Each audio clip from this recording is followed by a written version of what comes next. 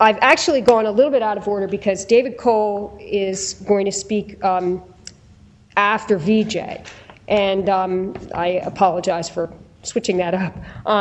But he's going to focus on Boumediene. He is likely familiar to many of you from his prolific writings and his high-profile positions in many cases involving constitutional rights.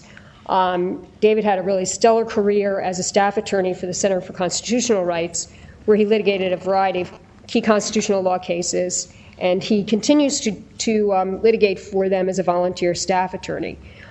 He's a professor at Georgetown Law now, and he's published in a wide variety of areas, civil rights, criminal justice, and constitutional law.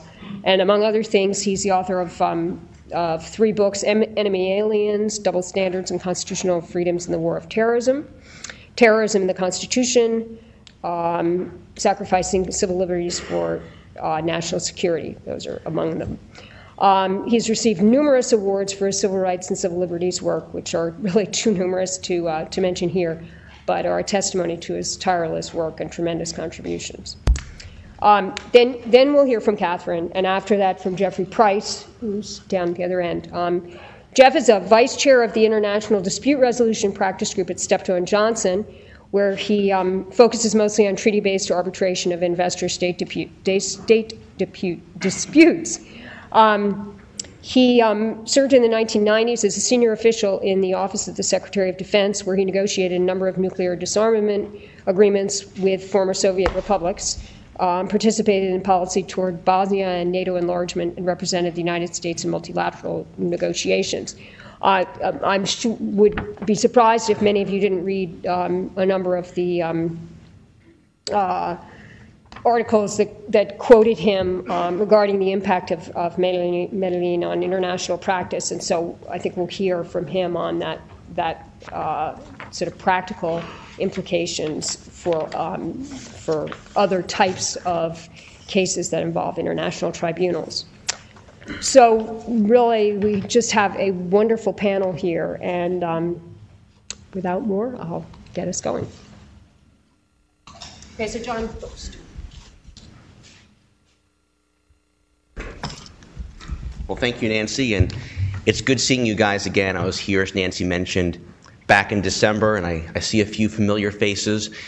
I bet you're all a little disappointed that first Paul Clement canceled on you, and then Greg Katsas, and now you're stuck with a third stringer, but it's good for me, and again, I'm happy to see all of you. If I do recall correctly, when I was here in December, I did ask the question about how many of you guys wanted to see the government prevail in Boumediene, and then I asked how many of you wanted to see us lose in Boumediene. If I recall correctly, excluding myself, there was a grand total of 2 people who wanted to see the government prevail in Boumediene. So I probably shouldn't ask this question, but I will. How many of you guys are happy to see the result in the Supreme Court's decision? Show of hands, please. Okay, a lot of hands. How many of you are unhappy with the Supreme Court's decision? All right, I've already gained about 5 or 6 votes from December. I haven't even said a word yet. I'm doing better already.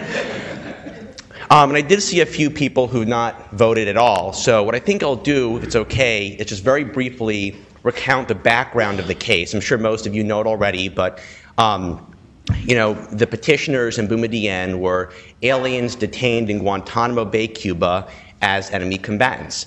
They filed habeas petitions, and while those petitions were pending on appeal in the D.C. Circuit, Congress enacted 2 statutes. It took that long for the D.C. Circuit to rule.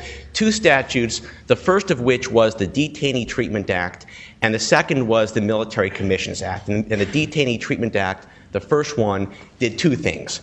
First of all, it provided judicial review in the D.C. Circuit, direct review of DOD's Combatant Status Review Tribunals, or CSRTs for short. So each alien had a day in court in the D.C. Circuit, direct review of the status determination. The DTA, the Detainee Treatment Act, did a second thing, and that was it purported to limit habeas review.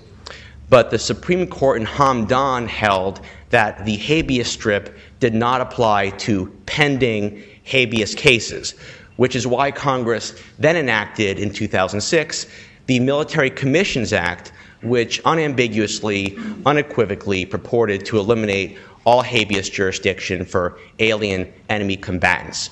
After that second statute, the D.C. Circuit ruled, and it held that it lacked jurisdiction to review the habeas cases under the Military Commissions Act, and the court further ruled that the statute was constitutional because the detainees in Guantanamo, being alien enemy combatants, did not have suspension clause rights.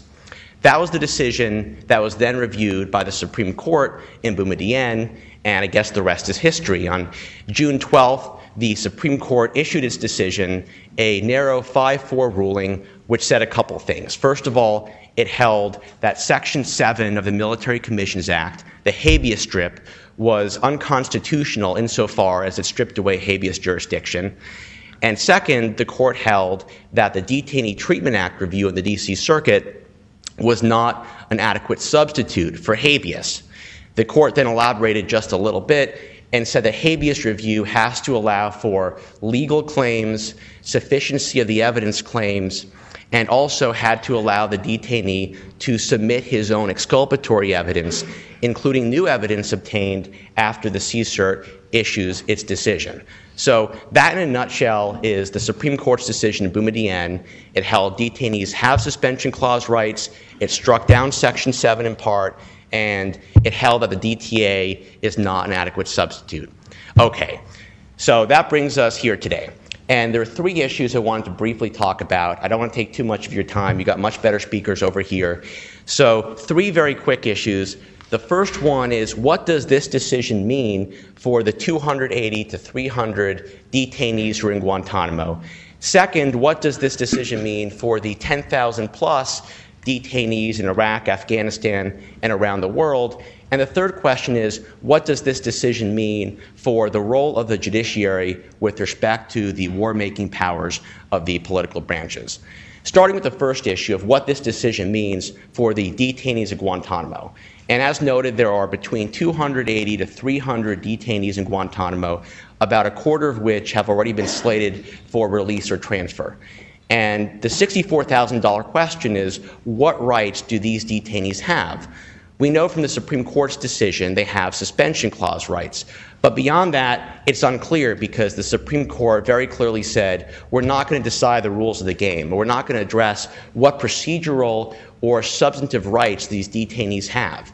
So, for instance, we don't know today whether the detainees will have viable challenges to hearsay evidence or to the use of classified information.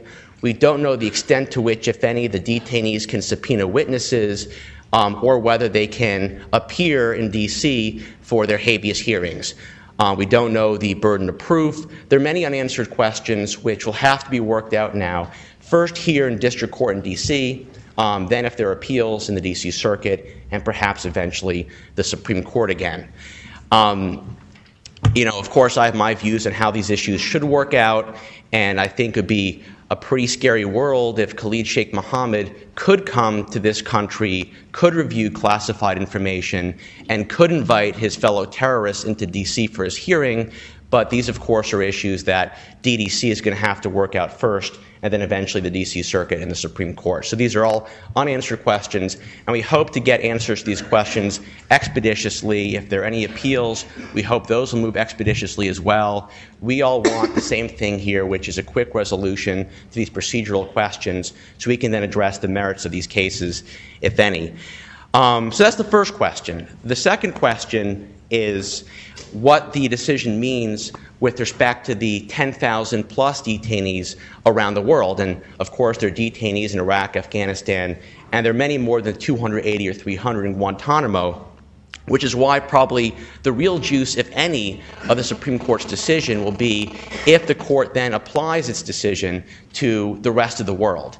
And at this point, the question is still unanswered, but the Supreme Court did say a couple things which do lead us to believe pretty firmly that the Supreme Court is not going to extend its reasoning to other parts of the world. For instance, the Supreme Court stressed that Guantanamo was unique, that we had full, plenary, indefinite control over Guantanamo.